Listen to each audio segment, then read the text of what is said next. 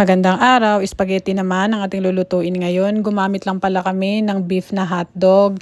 Pagkatapos may pan fry ang ating hotdog, ayan, igigisa naman natin ang beef giniling. Ituloy lang natin ang paggisa hanggang sa lumabas ang katas ng ating giniling. Takpan sandali. Pag medyo tuyo na, igisa na natin sa sibuyas at bawang. Haluing maigi hanggang sa mag-well combine. Pag halong-halo na, pwede na natin ilagay ang ating piniritong hotdog. Haluin natin ulit. Tapos maglalagay din pala kami ng beef cubes, optional lang yan. Maglalagay na rin tayo ng ating pamintang durog. Haluin ulit. Maglagay na rin tayo ng patis. Pagkatapos, takpan muna natin sandali. Pagkalipas na ilang minuto, pwede na natin ilagay ang ating tomato sauce.